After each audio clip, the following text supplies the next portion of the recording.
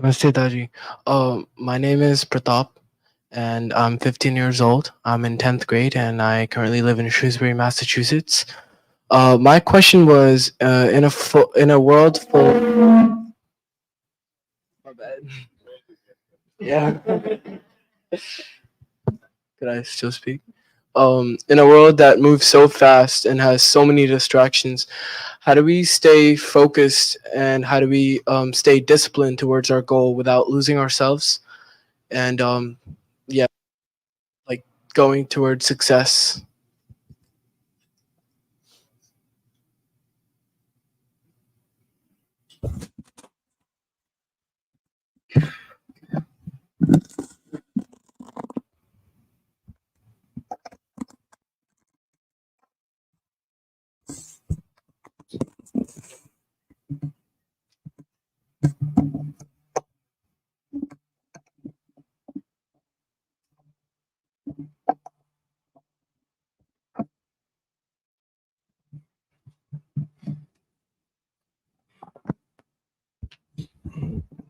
Distractions, they come in many ways and many forms. For a child, when you offer an ice cream, does the child need any willpower? It doesn't need willpower to have ice cream. He just goes for it because he loves it. When our aspiration, which is an attraction towards the higher dimensions, and temptations are nothing but attraction towards the lower world. So we have to decide in which directions you want to go. Okay. So understanding is required at every moment. So we have this prayer at bedtime, especially, where we go through our daily actions, thoughts, we screen them and see where we can improve ourselves with thoughts and intentions. And keep on doing this every night. So you become even more and more refined. Okay. Doing all these things, we have to always depend on God. Okay, please, God, help me. I want to become better person.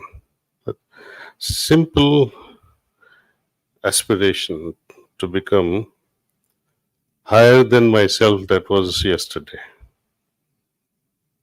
So that helps a lot. Reading books that can help understand divinity better is very helpful. Ask your mother to read. When you were a child, you were too demanding for stories at bedtime. Now you demand, read this to me and help me understand it, explain it to me in simple words. So you'll keep her busy also, see. Because adults and teenagers, they're not any different. They're just the age difference. As I say, temptations, they come in many ways, in many forms. Even adults are unfortunately not matured enough to fit in the actual definition of adult. Adults adulterate.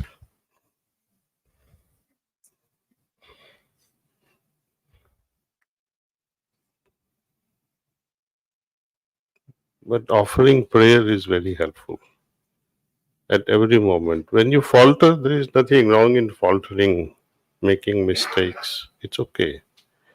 But don't make it again. See?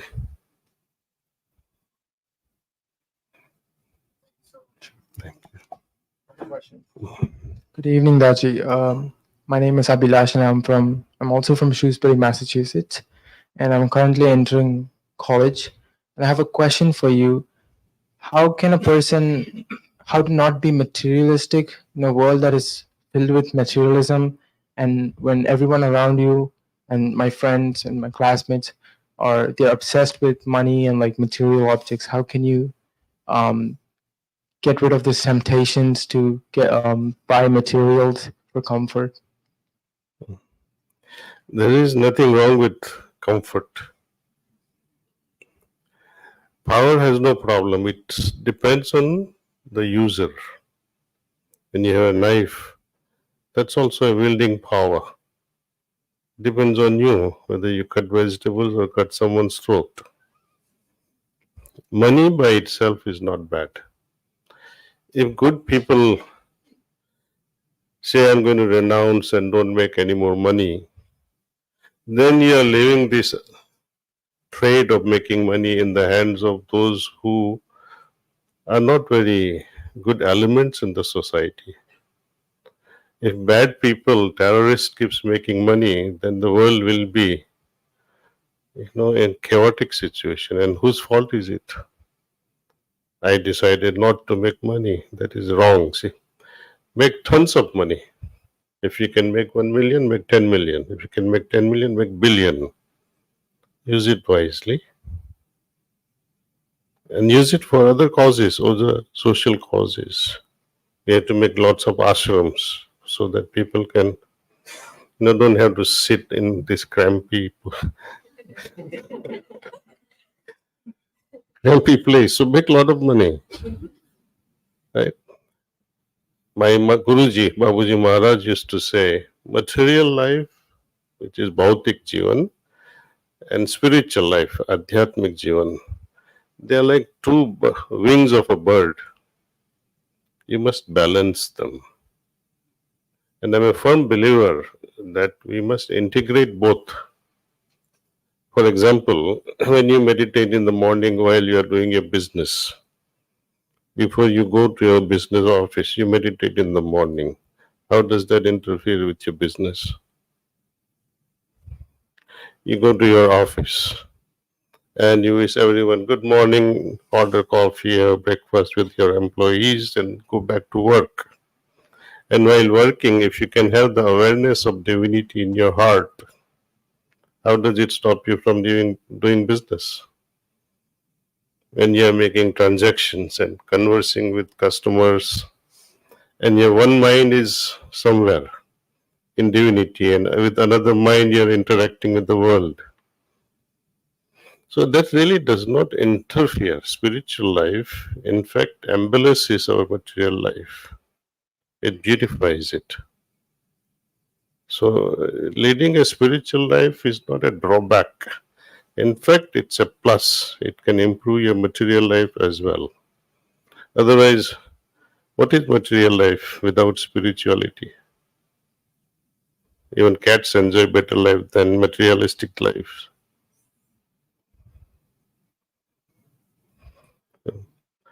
Even things like listening to music, for example.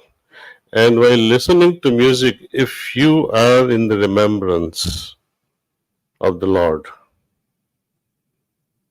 then that music becomes devotional. It becomes bhajan, it can become kirtan for you. It depends from which angle you are looking at it. Recently, I was in one temple in London, and they have a prohibition not to look at sisters. I keep telling them, what is wrong with you guys?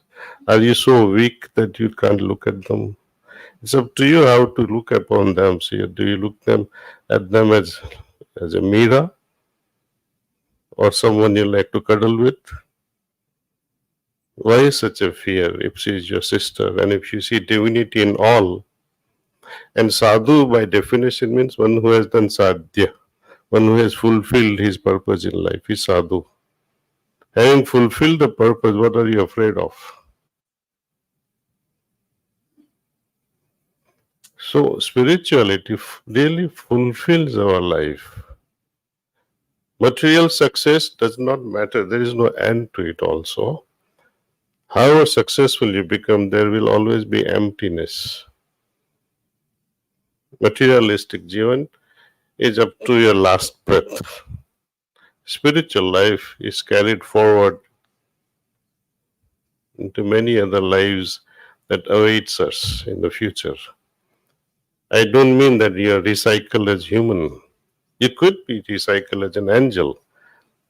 You can be recycled as another higher dimension which even angels crave for, dream for. So don't abandon anything, integrate. Thank you.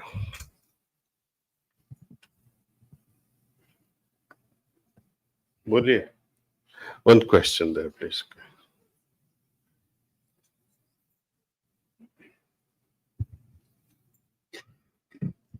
I had one question.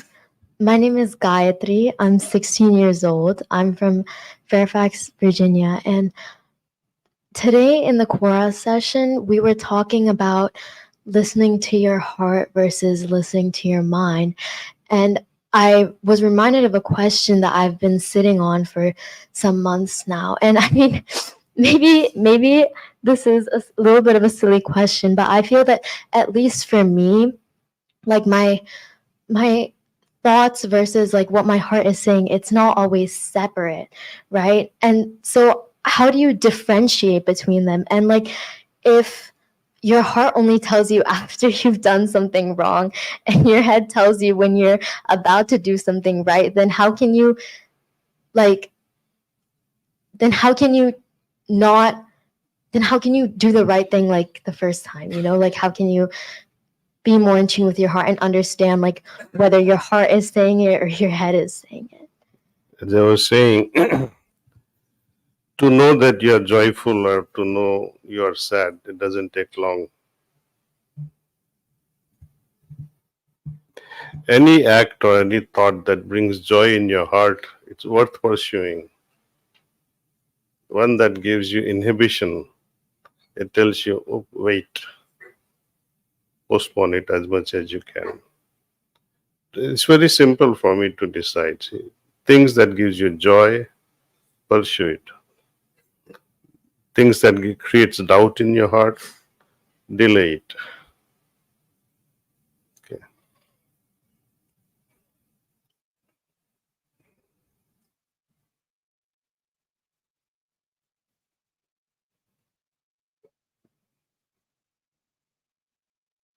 There's shower of questions.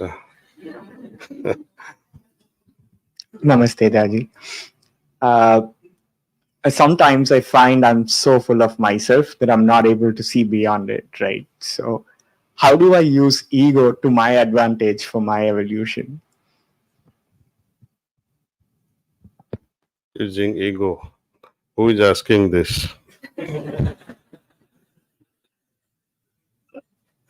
Your ego is asking to become better ego, huh?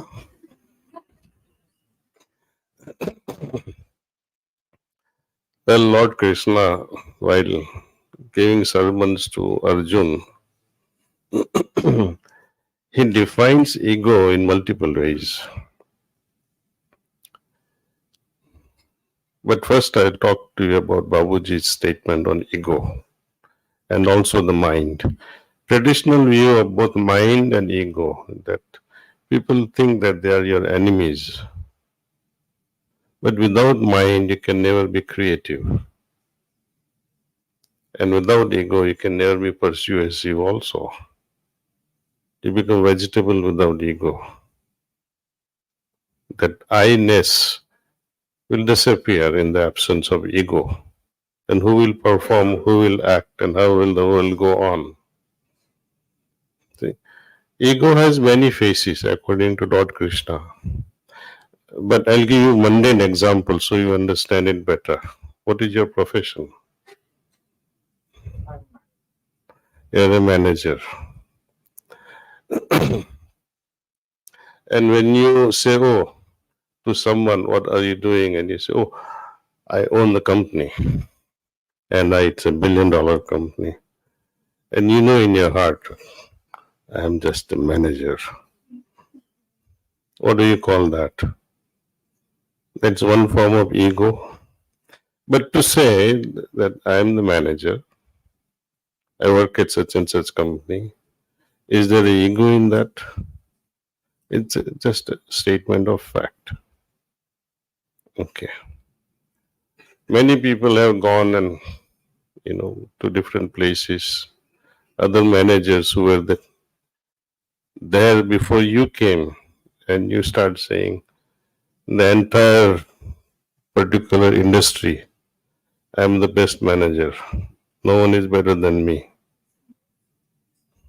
That is arrogance. That's another face of ego, right? The better example would be of a musician. Suppose you played some raga, flute music yesterday, and there is a standing ovation, blah, blah, blah, and you're happy. And now, today or tomorrow, you have to perform again, the same raga. Would you be happy with the same performance? You like to surpass yourself, that I like to do better than my yesterday's performance for my happiness. So that is the pride in your profession. What we call in Hindi, Garva Abhiman. I am proud of myself for my things. And that is a positive ego. And that can help us evolve better. Yesterday I meditated. But today, with all my passion, with all my love, I will invite Lord in my heart. That will be of a different level of meditation. And each day, increasingly, you add bhakti into your meditation. It becomes better and better. So, outperforming ourselves, be it materialistic world or be it spiritual world, that is our motto. More and more refined work. काम तो करना ही है. You have to work anyway. Might as well put your heart into it.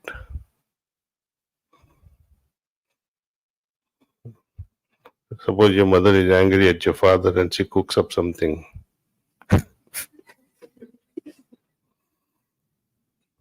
How will it taste?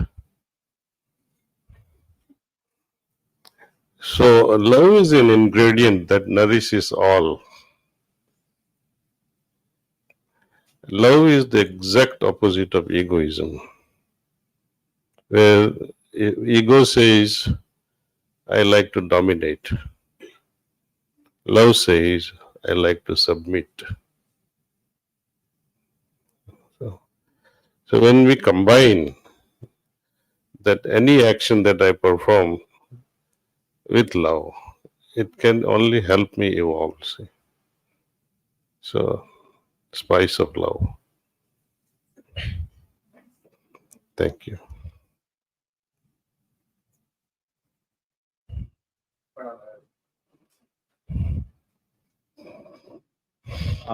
I'm from Atlanta, and my name is Nikhil Chandra. While meditating in front of you, it was completely different when you do the meditation on your own. So the question is, the kind of grace that we received right now, how can it be in my daily life when I'm Come stay with me. I will accept that invitation. But my experience right now was completely different, and I don't have words to explain that. I just want to maintain that. Don't maintain it. Take it further. Yeah. How can I get that grace? You got it already. I really got it. But Only one thing that showers in the form of grace from above is the craving heart. Constant craving, constant restlessness. Generally, people pursue yoga for happiness, for peace of mind, reducing blood pressure. It's okay, it does all that. But one must rise above that. It's like if you ask, if your father was a king and you say, Papa, give me 5 rupees. Papa will laugh. Ask me something better, I can give you much more. When you ask God, God, please give me peace of mind, you're cheating yourself. You could have gotten God Himself. There's a beautiful story in Mahabharata. Just before the war was to begin, Yudhishthir sends his brother Arjun to see Lord Krishna's help. And also, Duryodhan was inspired by Sakuni Mama. You must go and ask. So both of them were there. Lord was sleeping. And as soon as he wakes up, his eyes falls on Arjun, who was at his feet. But Duryodhan was very hasty and says, I came first, so I have a right to ask first. So Lord says he puts one proposal. Say, I will be on one side, but I will not take any arms, no arms. On the other side, my army will be there. So he told Duryodhan, since you came first, you have the right to ask first. He said, wow, I want army. Since you're not going to fight anyway, you will become useless for me. Then you know the consequence. With whom there is Lord, there will always be the victory. So ask wisely. Don't even ask for grace. Be yourself. Be happy with what you are. And it's like a beggar waiting, not knowing why he is waiting for what.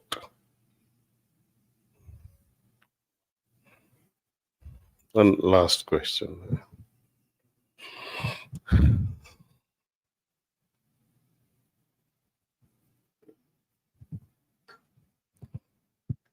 Namaste, Daaji. My name is Ashni, and I'm 15 years old. I'm from Albany, New York. And my question is, obviously it's a given that bad things are going to happen to people. That's not something that you can, prevent. And I feel like when bad things happen to people, they oftentimes impose that harm or those negative feelings on other people. And then those negative feelings, the next person will transmit that to someone else, and that cycle continues. And I don't just necessarily mean minor bad things. I mean people go through tragedies that affects them long term, and I feel like all those harmful things affect other people, or their behavior affects other people. How can you stop that cycle and try not to get affected by other people's negative emotions? This is a tough one. Yeah. I don't think even when someone does something wrong to me, I don't claim that I don't get affected. I do get affected. But when I'm doing my cleaning, I have the ability to remove the hurt.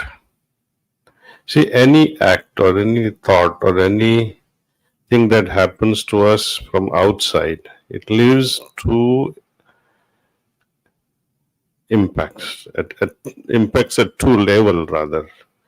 One is at the cognitive level, where you remember things all your life. Second impact is on your emotional being. You have a choice there, to hold it or not to hold it. And through our heartfulness cleaning practice, you can remove it very easily. Cleaning is the only way.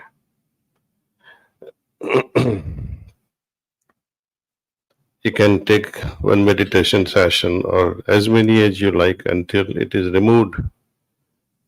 You can seek the help of our preceptors, so it can be removed. No need to keep it in your heart.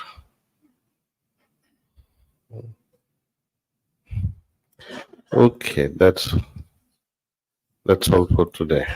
Thank you.